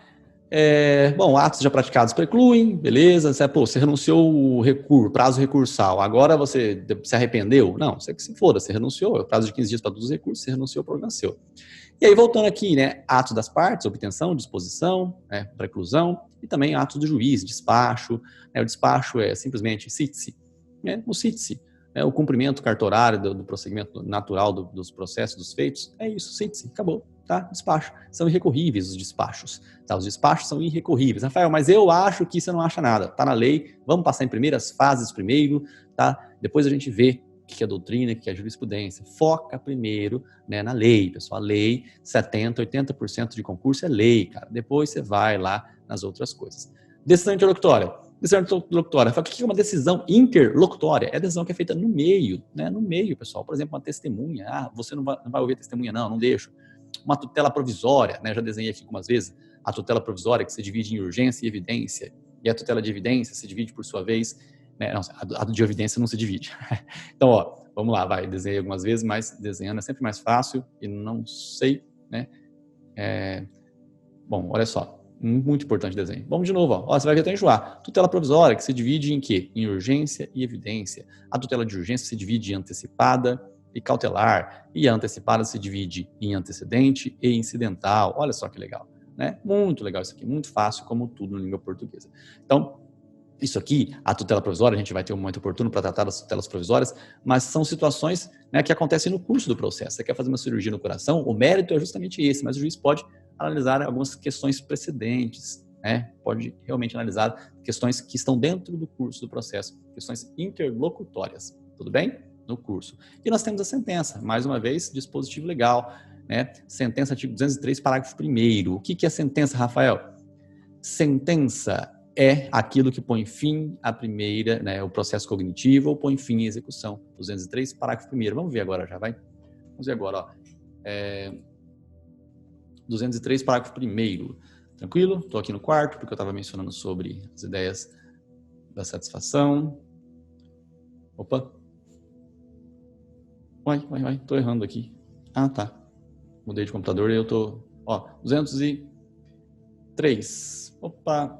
Chegando, 203. Parágrafo 1º. Os pronunciamentos do juiz consistirão em sentenças, decisões introdutórias e despachos,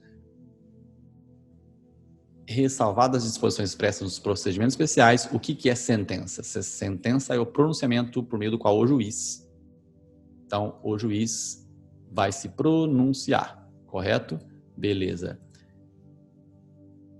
fazendo o quê? Uma decisão com resolução do mérito ou sem resolução do mérito, ou seja, uma decisão terminativa ou uma decisão definitiva, tá? Lembra, depois do C vem o quê? Vem D. Depois do S vem o quê? Vem T. Então, sentenças com resolução do mérito são sentenças definitivas.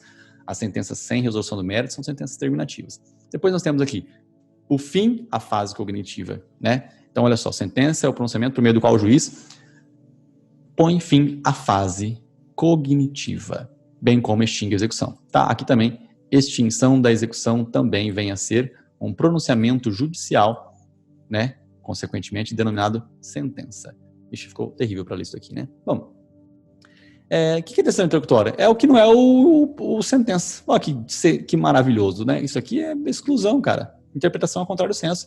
O que é decisão interlocutória? É todo pronunciamento judicial que não, de natureza decisória, que não se enquadra no parágrafo primeiro. Ou seja, se não pôs fim, né, ao pronunciamento cognitivo aqui, procedimento comum, é decisão interlocutória.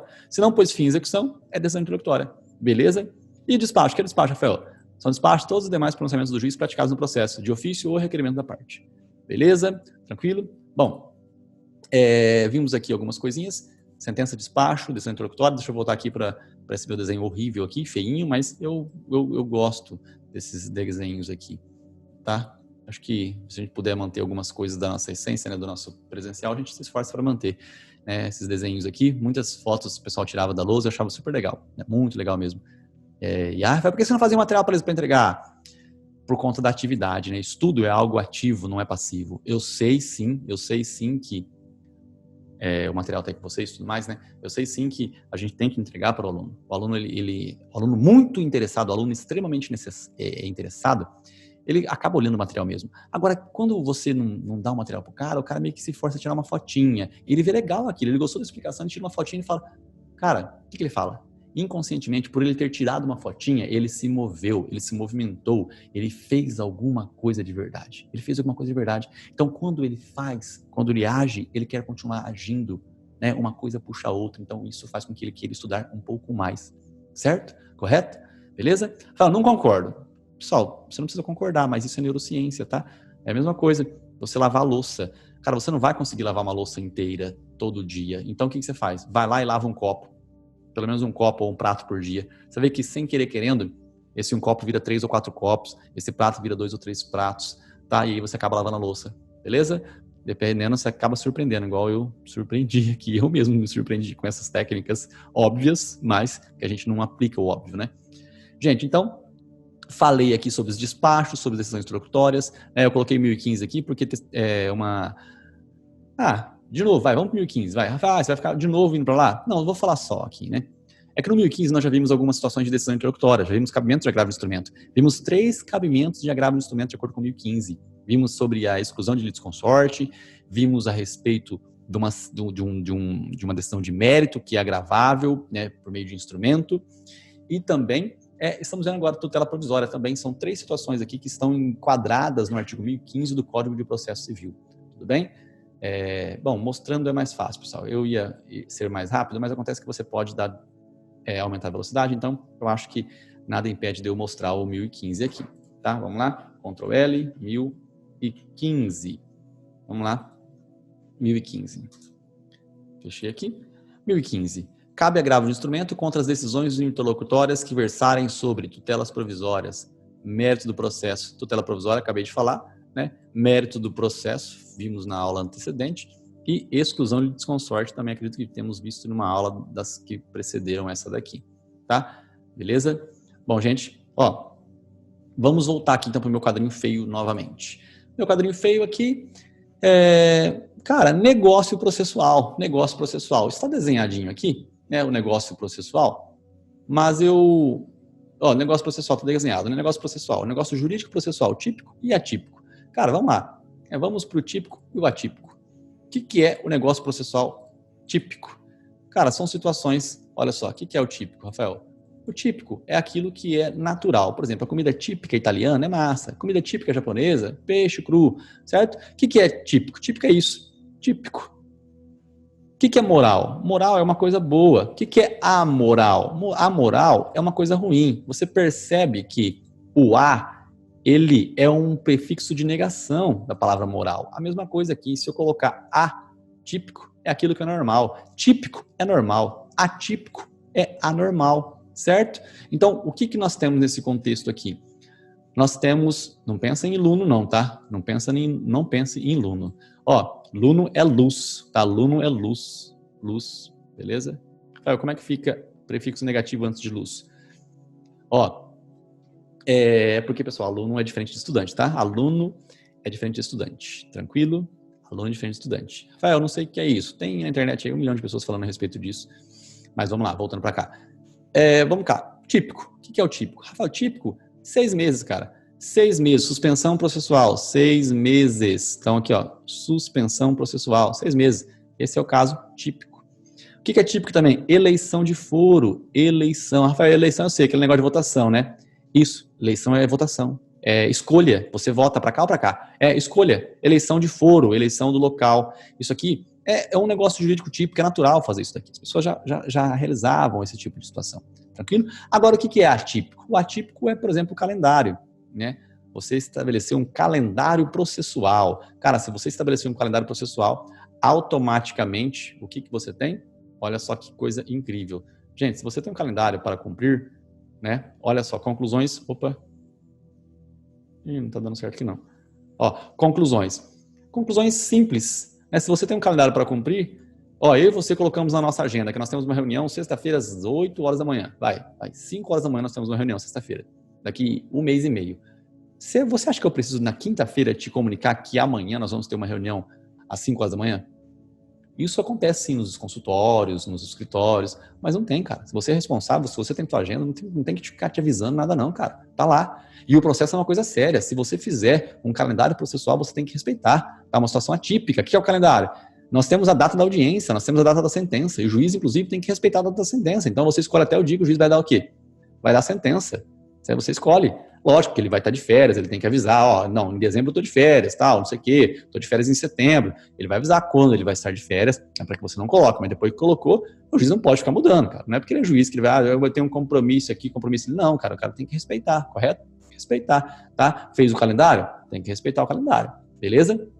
Bom, aqui, pessoal, eu pensei numa coisa aqui, mas se essa pessoa viu, ela vai me perdoar, tá? Porque amigos são amigos, né? Mas enfim, se ela entendeu e ela viu até esse pedaço aqui, né? Ó, mas você me perdoa, né, meu caro? Você me perdoa, eu sei que você me perdoa. Inclusive, o último churrasco que eu comi foi na sua casa, tá? Foi o último churrasco que eu comi, depois eu realmente parei de comer carne. Bom, vamos voltando então ao negócio típico, negócio atípico, coloquei aqui calendário, sentença, inclusive renúncia, né? Olha aqui isso aqui, ó, renúncia recursal. Renúncia recursal, você pode fazer isso aqui, renúncia recursal. Beleza? Tranquilo isso daqui, pessoal? Tranquilas as explicações? Tranquilo? Ah, então perdi, não pode apelar? Não, se você escolheu, você fez um negócio e é isso aí, perdeu, não apela e já era. Quem perdeu, apela. Né? Apelou, perdeu, né? Quando você era mais novo, o cara apelou, perdeu. Tipo, você tá jogando bola, aí o cara usa uma atitude violenta contra você, os outros falam, ih, apelou, perdeu. Então, beleza? Olha só, o que nós temos aqui? Analisamos aqui esse meu quadrinho horrível aqui, quadrinho horrível do Rafa, foi analisado. Beleza? Maravilha, atos processuais, instrumentalidade, língua portuguesa, publicidade, segredo, família, dispositivo, desistência só após a homologação e calendário, coraçãozinho aqui, ó, calendário, tem que respeitar o calendário, tá, pessoal? Negócio jurídico, processual, atípico, mas deve ser respeitado. Coloquei aqui intertrocabilidade, um nome bem diferente, adstrição, correlação, e é isso, tá? Agora vamos aqui olhar um pouquinho uns dispositivos referentes ao assunto. Deixa eu só encontrar aqui que agora parece que sumiu. Ah, esse aqui novo CPC anotado, que está sendo anotado por mim. Eu mesmo estou anotando isso aqui para fim de depois nós olharmos no momento oportuno só a parte grifada. Você vai falar, nossa, não acredito que eu vi tudo isso. Que legal, cara, eu vi muita coisa, né? Você vai ficar feliz, pessoal, por tudo que a gente viu aqui, porque vimos e revimos muitas vezes, tá? Bom, vamos lá então. Deixa eu ir no artigo 188, que é mais fácil, Ctrl L, artigo 188. Rafael, por que você fica falando Ctrl L e Ctrl F? Porque eu quero ensinar. Né? Tem gente que não sabe isso aqui e agora está sabendo, vai poder facilitar muito isso aqui, tá? Ah, Rafael, eu não sabia isso não. Então, você está sabendo, cara, é valor entregado. Quando você aprende uma coisa nova, né, você tem que aplicar e você, obviamente, né, tem que gostar do que você aprendeu. Se não gostou, fazer o quê? Paciência, né? Ó, então aqui, dos atos em geral, os atos e os termos processuais independem de forma determinada, instrumentalidade, salvo quando a lei expressamente o exigir. Já mencionamos aqui algumas situações, tá? Considerando-se válidos os que realizados de outro modo, né? A instrumentalidade, tá? Na verdade, realmente, né? Ó, melhorando aqui, né? A instrumentalidade fica aqui, não fica em cima, não. Deixa eu dar um Ctrl X aqui, ó. A instrumentalidade fica aqui, considerando-se os válidos os realizados de outro modo. Então, aqui que eu fico, aqui, ó, Ctrl X, Ctrl V, princípio da instrumentalidade, beleza? Maravilha. Uma vez eu vi eu trabalhava com o Juninho, né, com o JJ, e ele foi lá no fórum lá de Itapajipe e fez uma petição lá. Tava na correria, a mulher não aceitava papel, não sei o que, ele catou uma folha de papel lá, tudo amassada, abriu e escreveu em cima certinho assim, fez uma petição sensacional. Sensacional, o JJ é foda. Acho top o processo dele. Ó, os atos processuais são públicos, todavia transmitem em segredo de justiça. Quais? Esse aqui, que exige interesse público ou social. Já mencionei a diferença entre público, né? Público é todo mundo é público. Social também é público, mas é um pouco mais restrito. Por exemplo, situações de assentamento, né? Aquele monte de pessoas lá. E é uma situação de que exige interesse de segredo de justiça, tá? Que versa sobre casamento, separação de corpos, divórcio, separação, união, estável, filiação, alimentos, tá? Em que constem dados protegidos por direito constitucional de intimidade, que versa sobre arbitragem, inclusive sobre o cumprimento de carta arbitral. Gente, eu não vou falar sobre carta arbitral agora com profundidade não, tá? Mas necessariamente, às vezes, as partes, eu entro em conflito contra você, mas antes disso, nós tínhamos estabelecido que nós teríamos a nossa resolução por meio de um local que resolve isso. O nosso compromisso arbitral era de estarmos em uma junta de conciliação lá, nós colocamos que tal local iria resolver o nosso problema, tá? E aí esse local resolve, só que às vezes ele precisa do auxílio de um juiz, e aí é possível esse auxílio. Carta arbitral também, se tiver previsto na convenção de arbitragem lá, a situação do segredo, vai ser respeitado o segredo, tá? A arbitragem, ó, desde que a confidencialidade estipulada na arbitragem seja comprovada perante o juízo, tá? Beleza? Isso aqui. Bom, vamos lá. Olha aqui que eu mencionei sobre ter acesso ao dispositivo da sentença. Tá bem grande aqui, né? O terceiro que demonstrar interesse público pode requerer ao juiz certidão do dispositivo da sentença. Tranquilo? Bem como inventário, partilha e tudo mais. Bom, pessoal, tem muita coisa, eu não vou ler tudo aqui, tá? Você lê aí os dispositivos que vale muito a pena, tá? A gente vai se habituando a ler os dispositivos legais. Ó, de comum acordo, o juiz e as partes podem fixar calendário para a prática dos atos processuais quando for o caso. O calendário vincula as partes e o juiz. Calendário vincula o juiz? Vincula o juiz, sim. E os prazos nele previstos somente serão modificados em casos excepcionais, devidamente justificados, tá? Bom, dispensa sem intimação, falei aqui no calendário, né? Obviamente, reunião 5 horas da manhã, não tem que ficar te intimando na sexta para confirmar, não, tá? Língua portuguesa, tá? Se tiver língua estrangeira, tem que ser traduzido, não tem por que você trazer lá negócio com uma outra língua em russo e o juiz ter que entender, não tem cabimento. Eu não precisava nem de eu falar o óbvio aqui, tá? O óbvio, o óbvio deve ser dito, pessoal, mas aqui não, né? Pô, acho que um processo, você não vai levar um processo em russo para o juiz e não vai colocar, né, um tradutor juramentado lá. Você não vai estabelecer uma situação dessa, não tem cabimento, tá? Bom, pessoal, atos processuais é isso daí. Tem as situações digitais aqui, eu só grifei bem alto aqui, compete ao Conselho Nacional de Justiça, porque eu já mencionei para vocês que o CNJ não julga. O Conselho Nacional de Justiça não julga. Se o Conselho Nacional de Justiça não julga, ele faz o quê, Rafael? Ele administra, tá? Ele administra, ele fiscaliza o trabalho do Poder Judiciário todo, correto? Então, ó, o Conselho Nacional de Justiça é supletivamente aos tribunais, regulamentar a prática e a comunicação de atos processuais por meios eletrônicos e velar pela compatibilidade dos sistemas, certo? Beleza? Tranquilo isso daqui? Isso aqui é bem legal, pessoal. Por isso que eu coloquei o Conselho Nacional de Justiça, o único órgão do Poder Judiciário que não julga, cai bastante isso em direito constitucional. Os tribunais divulgarão as informações constantes do seu sistema, isso sempre goza da divulgação de presunção de confiabilidade e veracidade, tá? Bom, aqui sobre a preclusão, né, atos processuais, os atos que consistentes em declarações unilaterais e bilaterais de vontade produzem imediatamente a sua constituição, modificação ou extinção. É a preclusão. Essa aqui é a preclusão em si, tá? Tranquilo isso aqui, pessoal? Beleza? Gente, ó, eu realmente espero que se você está até aqui, vamos lá, ó, na moral. Você assistiu a minha primeira aula, sentiu dificuldade. Assistiu a segunda aula, viu que ficou um pouquinho melhor. Viu a terceira aula inteira, que é de ontem, e falou, pô, legal essa aqui, já gostei um pouquinho mais. Viu até aqui, a primeira parte foi bem bastante ali, as situações de partes, né? Pô, aí agora você tá até aqui mesmo, assim, na moral. Se você viu tudo isso até agora, cara, vamos comigo, cola em mim aqui, vamos ficar foda no final, porque é o seguinte, cara, o que eu quero é isso aqui, tá? A minha vontade, aprendi muito isso. Se a gente tentar agradar todo mundo, a gente não agrada ninguém. Então, essa aqui é a minha essência. Eu falo rápido, eu coloco as coisas, eu pontuo, eu gosto disso daqui, tá? Eu peço assim, rogo realmente escusas, como diz o nosso querido Tiago, delegado de polícia aqui de Votuporanga, rogo escusas, o vocabulário dele é incrível, rogo escusas se realmente eu não conseguir suprir o que você esperava, tá? Realmente eu peço perdão, mas por isso que eu quero que você se comunique comigo. Vamos juntos aqui, vamos fazer um ótimo curso. Eu quero que você chegue no final desse curso falando, pô, caralho, aprendi processo civil, nunca tinha visto tantos dispositivos assim ao mesmo tempo. Isso vai ficando interessante. Algum termo que eu não expliquei, cara, vai, conversa comigo. O termo ficou obscuro? Conversa comigo, beleza? Deixa um comentáriozinho aqui, vamos junto, cara, vamos juntos, porque, cara, é isso aqui, tamo junto até o final. E a gente não tá aqui pra brincar, não. Quer dizer, eu tô pra brincar, porque eu brinco, eu gosto disso aqui é minha brincadeira. Mas, ao mesmo tempo, brincando com profissionalismo, mostrando os dispositivos, desenhando, inclusive com meus desenhos feios, tá? A desistência da ação só para usar efeitos após a homologação judicial. Falamos sobre isso aqui também, tá? Aqui também expliquei, né, o que é a sentença, pronunciamento do juiz, decisões interlocutórias. Gente, ó, muitos dispositivos aqui, tá? Não vou ler todos, não. Vou tratar um pouquinho de prazos processuais, mas, ó, o que eu vou falar de prazos processuais? Também não vou ficar, ó, rapidinho, ó. O que você sabe sobre o novo CPC? Ah, agora a contagem dos prazos de dias úteis. Todo mundo fala isso, agora a contagem dos prazos de dias úteis. Tá bom, ótimo. Lembra que quando a gente conversa em direito penal, quando eu explico para vocês a matéria de direito penal, eu falo para você tomar cuidado com as elementares do crime? Fala, ó, se não tiver escrito a palavra assim, não é assim, tá? Por exemplo, né, indevido, lá no artigo 158, né, do Código Penal. Se não for indevida vantagem, não é extorsão, tá? Pode ser até exercício arbitrário das próprias razões, mas não é extorsão. Então, o que eu quero deixar claro aqui? Eu quero deixar claro para você o seguinte, cara. Vem comigo aqui, presta atenção. Dias úteis, não são horas, nem meses úteis. Ai, Rafael, isso é tão óbvio. É óbvio, cara, em questão de concurso público. Dias úteis. Dias, tá? Intimado hoje, inicia o prazo de contagem amanhã. Se você tem, por exemplo, o prazo de 15 dias para apelar, não vai ser só 15 dias. Serão 15 dias úteis. Sábado, domingo não conta. Tudo bem? Então, no mínimo, aí você tem 14 dias para... Desculpa.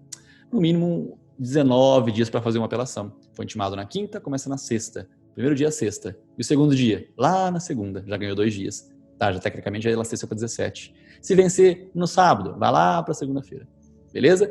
Contagem em dias úteis. Não são horas, nem meses úteis. Ah, não sei o que, 3, suspender por 6 meses. Aí você vai tirar todo sábado e domingo? Aí vai dar um monte de mês. Todo mês tem 20 dias úteis. Você tirou 10 dias ou 8 dias aí, puta que pariu, vai dar muito tempo, né? Não vou nem fazer as contas aqui. 6 meses são 6 meses, não são 6 meses úteis não, tá? Valeu a pena essa dica aqui, pessoal? Espero que sim, hein? Ó, beleza então, gente. Os atos processuais serão realizados nos prazos prescritos em lei. Bom, quando a lei for omissa, os prazos em consideração a complexidade e tal, o juiz vai analisar. Quando a lei ou o juiz não determinar o prazo, intimações somente obrigarão conhecimento após decorrer 48 horas. São 48 horas úteis? Não, são 48 horas. Não são 48 horas úteis, não. Tá? Inexistindo preceito legal ou prazo determinado pelo juiz, 5 dias. Tá? O que eu tenho de interessante aqui, pessoal, são os prazos do juiz. Ó. O juiz proferirá despachos em 5, decisões interlocutórias em 10 dias e sentenças em 30 dias. Tá? É possível que em qualquer grau ele exceda esse prazo. É possível exceder o prazo? Sim, Rafael. É possível exceder o prazo?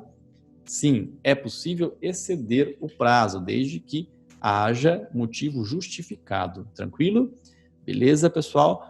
Gente, olha, sobre os prazos é isso. Eu não vou me abastecer muito sobre os prazos, não. Tá? Temos as férias forenses, beleza? Dezembro, ó. Tá, vamos mostrar aqui as férias forenses. Dezembro, Rafael, dezembro. Então, ó, Ctrl L. Opa, clico aqui dentro, né? Ctrl L, dezembro. Dezembro rain. Dezembro.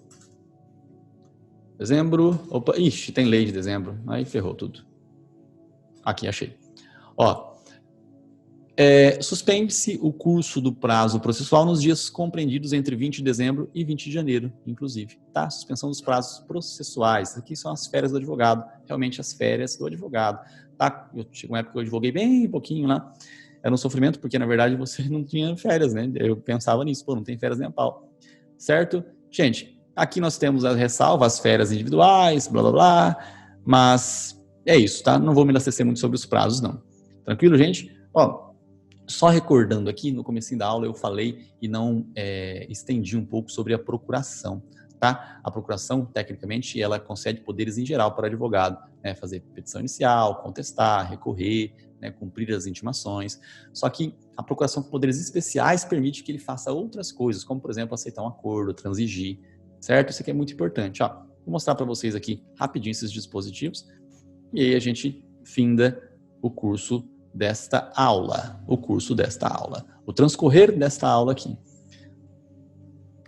Rafael, eu não gosto quando você faz isso que eu fico zonzo. Fica mesmo, gente. Imagina, ó, isso aqui é ruim, né? Imagina no Instagram o dia inteiro fazendo isso aqui, né? Nossa, deve ser terrível, né? Ó, quando postular em causa própria, incumbe ao advogado, né? Declarar na petição inicial, beleza? Deixa eu ver aqui que eu queria mostrar para vocês. O advogado tem que cumprir as determinações sobre pena de indeferimento da petição inicial. Sessão das partes procuradores. Litisconsórcio. Não.